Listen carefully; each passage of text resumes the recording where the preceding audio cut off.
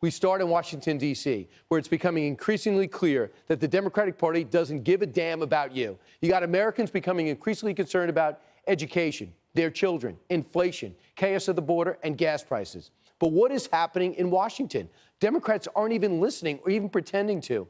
It doesn't look like their agenda matches up to, I don't know, anybody's agenda except theirs. Massachusetts rep, for example, Ayanna Pressley's office phone has been sent to voicemail for the last 18 months. And one of the things she says is she listens to her constituents. Well, I hope her constituents haven't needed anything for the last 18 months, like, I don't know, answers on why the groceries are so expensive, gas is double, and a whole lot more, like the supply chain and Christmas. Instead, Presley's sights are set on something entirely different.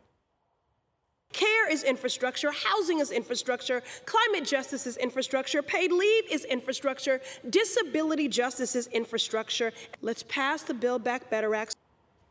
All right, you got the gist. She doesn't care what the people who actually elected her have to say, or if they even have a road to drive to, right? Instead, she's just following the lead of AOC and the other squad members, progressives, as they try to push through this massive spending bill that reads more like a progressive wish list, which they currently can't even approve because there's not enough of their wishes granted on that list, which is over 1,600 pages. It seems like the government is doing everything possible to make you dependent on them.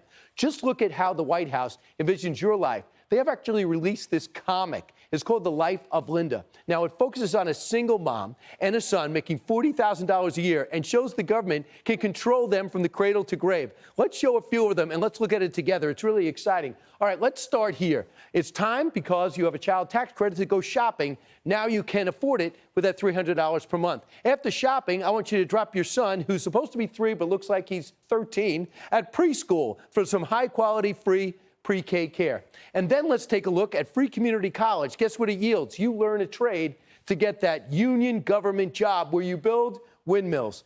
That is indeed the goal. I don't know, is that the aspiration of every young woman, to be a single parent desperately trying to grab hold of a government job? This is the same government that has no problem taking your hard-earned dollars and pledging it to people beyond our borders. It brings me to the next story. Case in point, Wall Street Journal, today.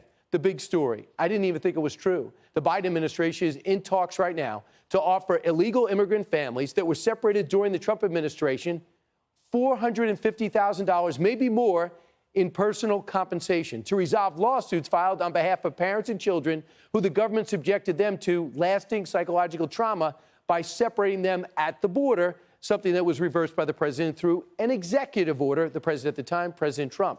You heard that right. $450,000 a person. And migrants are getting the news that you can cash in on traveling with children.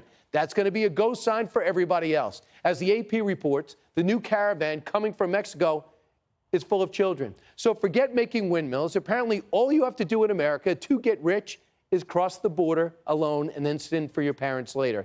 Think of that message it sends to others in other countries, as tax dollars of hardworking Americans like you are going to be handed over to legit criminals who flat out broke our law. Senator Tom Cotton put it very well in a quote on a tweet saying this: pay a burglar who broke into your home for the psychological trauma they endured while doing the crime. Remember, they came to our border illegally. So how does this end up? Who is advising the president? Texas Democrat Congressman Henry Cuellar broke it down on the radio with me today. Remember, Democratic congressman from Texas. Listen.